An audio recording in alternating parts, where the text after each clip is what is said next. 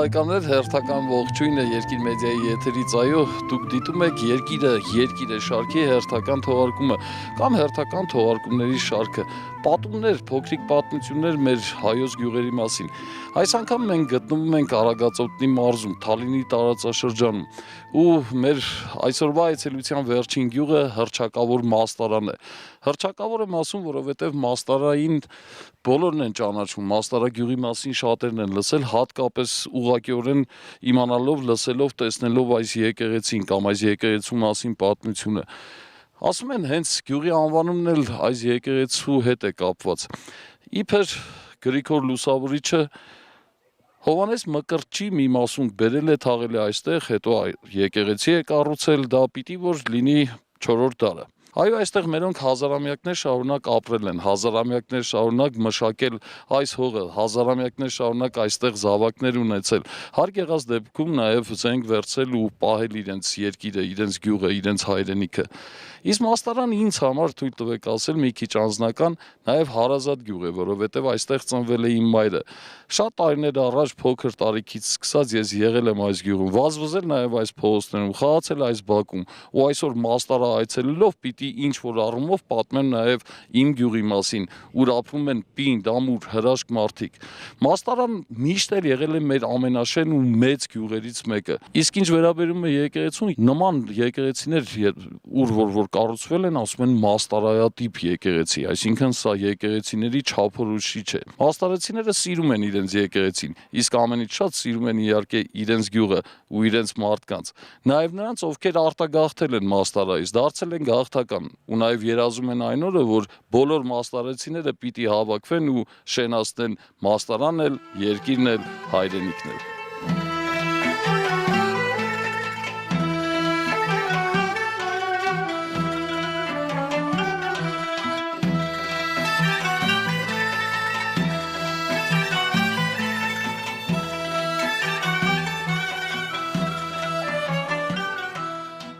Առասարակ գյուղը կարծես թե որևէ բանի կարիք չունի, գազաֆիկացված է ամբողջությամբ, գիշերային լուսավորություն կա,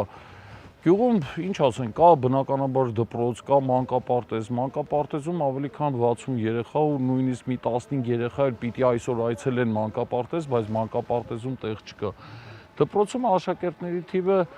եթե համեմատենք նախորդ տարիների հետ կրճատվել է, բայց բավականին շատ երեխաներ գնում են դպրոց 300-ից ավել, օրինակ այս տարի 32 երեխա է գնացել առաջին դասարան։ Պատկերացնում եք, առաջին դասարան գնացել է 32 երեխա։ 2868 մարդ գրանցված է Մաստարայում։ Իհարկե պիտի անկեղծ խոստովանենք, որ ոչ բոլորն են ապրում գյուղում, մի մասը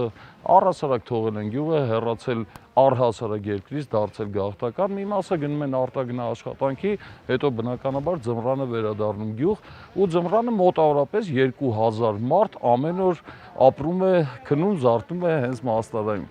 Մաստարայի մասին պիտի խոսենք, որ մեր շեն գյուղերից է, էլի եմ կրկնում, ավելի քան 2200 հեկտար վարելահողեր ունի, 3500 հեկտար արոտավայրեր ու ուշադրություն դարձրեք, օրինակ վարելահողերի 80%-ը մշակվում է, սա բավականին լուրջ ցուցանիշ է, նշանակում է Մաստարեցին իր կյանքը, իր ապագան, իր զավակների ապագան կապում են հենց հողագործության ու դաշտավարության հետ նաև։ Սա մեր գյուղն է, գյուղում կա բացի մանկապարտեզից ու դպրոցից նաև երաժշտական դպրոց, փոստ, բնականաբար բուժկետ եւ այլն։ Այսինքն այս գյուղը որևէ բանի կարիք չունի։ Ոռոգման ջրի մասին պիտի խոսենք, այո, ամբողջ գյուղի տնամերձերը ոռոգվում են։ Դաշտերը, արոտավայրերը բնականաբար ջուր չունեն, արոտավայրերում անասունների համար ջուրը ապահովված է։ Էլ ինչ ասենք մեր գյուղի մասին, պիտի անպայման տեսնեք նախավիկը, ինչպես ասում են, Սուրբ Նախավկայի մատուռը, ժամանակին միջնադարում այստեղ ամրոց է եղել, եկեղեցի է եղել, Սուրբ Ստեփանոս Նախավկայի, հետո եկեղեցին քանդվել է եւ 1897-ին կառուցվել այս մատուռը եւ առհասարակ վայրը մաստարեցիների համար սրբատեղի է։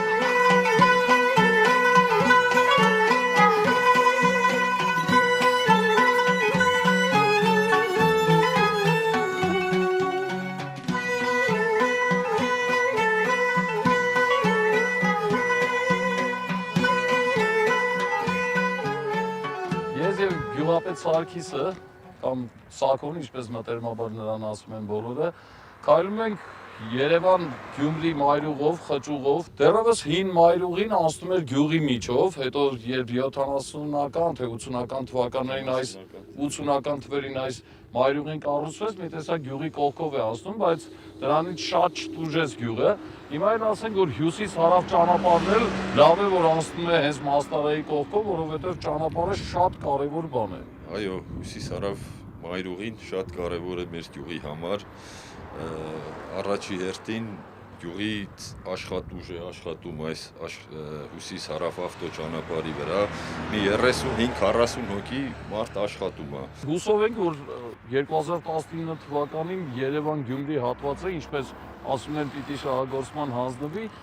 գյուղում կյանքը ավելի կաշխուժանա շնորհիվ ճանապարհի, որովհետև ճանապարհը ավելի շատ են երթևեկելու։ Անցնելու է գյուղի կողքով, ասենք գյուղի այս ճանապարհի կողքին կարող են կերպակներ սարքել, հյուրանոցներ,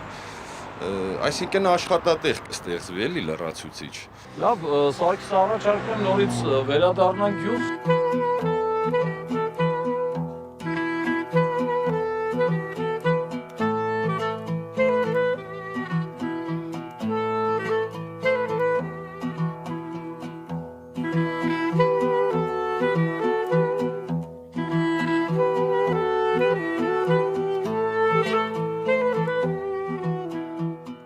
Մաստարանը աշխարհին է հայտնի, համենայն դեպս գոնե աշխարհի հայությանը հայտնի է իր պատմությամբ, հայտնի է իր լավ մարդկանցով, հայտնի է իր եկեղեցով, բայց վերջին տարիներին մեր մաստարային հռչակ է բերել նաև մի արտադրություն։ Խոսքս մաստարապանրի մասին է, մաստարայի պանրագործարան եմ գնում։ Բարև ձեզ։ Երկիր մեդիա Վարդան Օնանյան, դուք։ Ուրախ ենք։ Ես ցեխի արտադրամաս պետն եմ։ Մենք հիմա պիտի հեռուստադիտողի համար, հեռուստադիտողի հետ, այսինքն տեսախցիկի օգնությամբ շրջենք ձեր արտադրամասում։ Կարելի է։ Խնդրեմ, հա։ Բերեցին արտահայտուստը։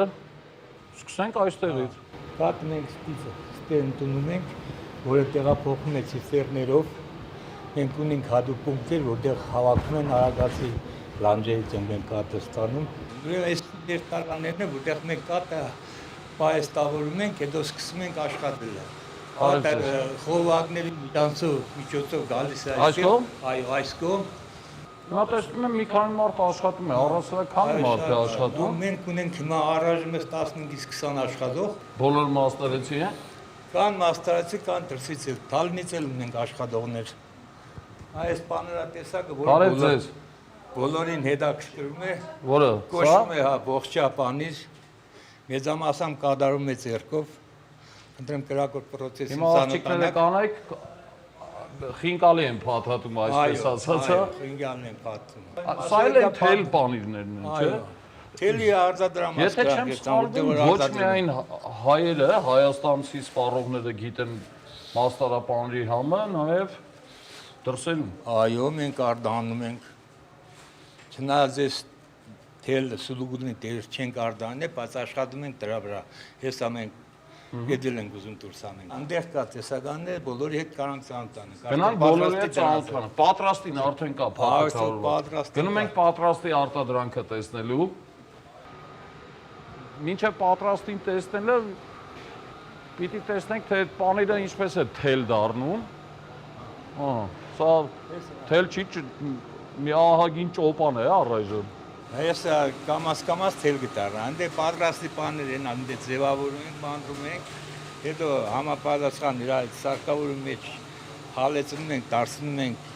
այս մասան, հետո սկսում ենք աշխատել։ Մենք աշխատողներով ձեռքի աշխատանքը այստեղ կարևոր է։ Ձեռքի աշխատանքը պարտադիր է։ Ես ենքան է ֆռալու միջև դառնալու այն այս պատրաստի արտադրանք։ Քանի մտել ենք պանրագործան, ամբողջ տեսականիներ տեսնենք ու դուրս գանք։ Ահա, եւ եւ մեր տեսականիները։ Ասել եք 20 տեսակ, այստեղ կարծես ավելի շատ է։ Ռոկֆոր տեսակ։ Մաստարա բլու, կապույտ, հա։ Ռոկֆորներն են։ Այո։ Սա ոսկե։ Ահա։ Ոչխարի պանիր է։ Ոչխարի պանիր է։ Այո, մենք կատը մտերում ենք, պատրաստում ենք։ Կարծում եմ մեր հեռուստադիտողներից շատ-շատերը սպառողներ են ու մեր լավագույն խանութներում, այդպես ասեմ, հանդիպում են նաև այս սպիտակավորումով պանիրները, իմացեք, որ դա արտադրվում է մեր Մաստարագյուղում ամենատարբեր տեսակի, ամենատարբեր պանիրներ, ու ամենամորագով ու ամենամակուր։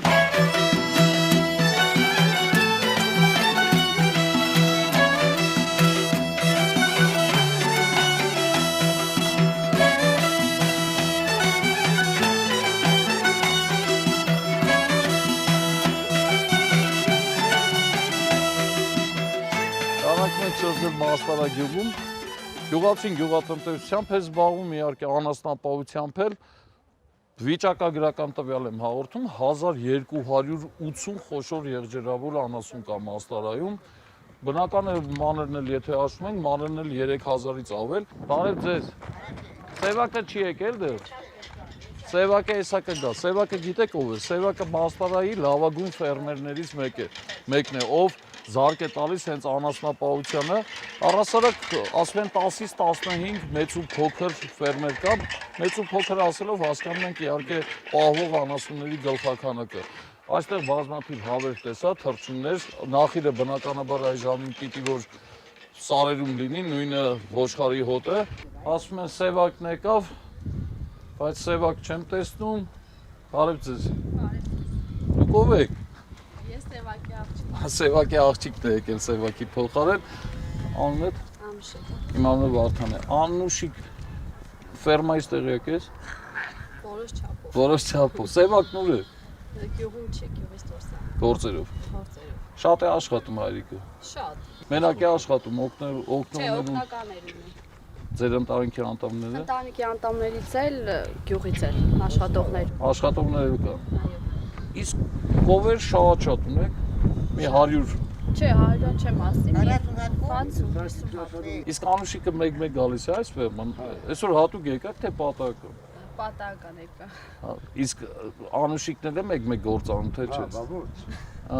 Դուք Սևակը չեք ոնց որ։ Սևակի աղբեր։ Սևակի եղբայրն է, բարև ձեզ։ Ասում են դուք էլ եք լավ ֆերմեր, այն վերևում եք ապրում։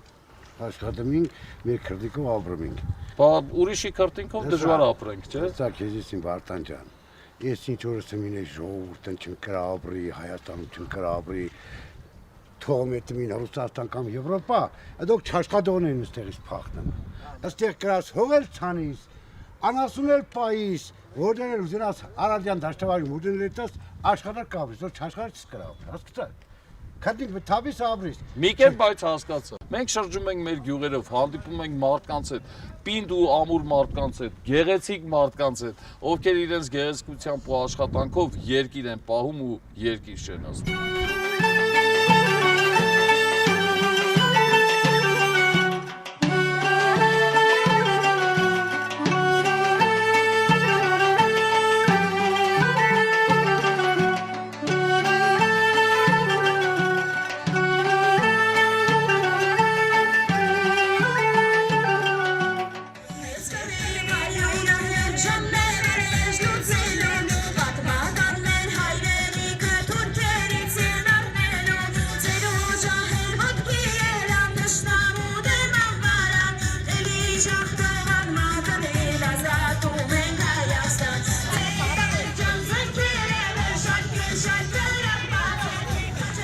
Այսպես է մեր Մաստարայում։ Ամեն առիթով կամ գուցե առանց առիթների հավաքվում են մեծով փոքրով, մեծերը նայում են, թե ինչպես են երիտասարդները պարում մեր ազգային պարերը, երգում մեր հերոսների մասին։ Այո, Մաստարան մեր շեն գյուղերից է, այստեղ դալիճը ներսում նորոգված չէ, բավականին ծախս կա անելու, բայց արտաքինի շենքը լավն է, ինչ որ կարողացել են գյուղի ուժերով կատարել են, այստեղ երգի խմբակ կա, պարի խմբակ կա, այստեղ զբաղմունք կա, կարևորը այստեղ ոգի կա, կարևորը Մաստարեցին ապրում են Մաստարայում, կարևորը մենք ապրում ենք մեր երկրում, կարևորը մենք գիտակցում ենք, որ մեր երկրի տերը մենք ենք ու մենք պիտի պահենք մեր երկիրը, մեր միակ աննման ու անուշ հայրենիքը ու ասենք, որ մեր երկիրը երկիր է։ Ձեզ հետ կհանդիպենք հաջորդ կիրակի։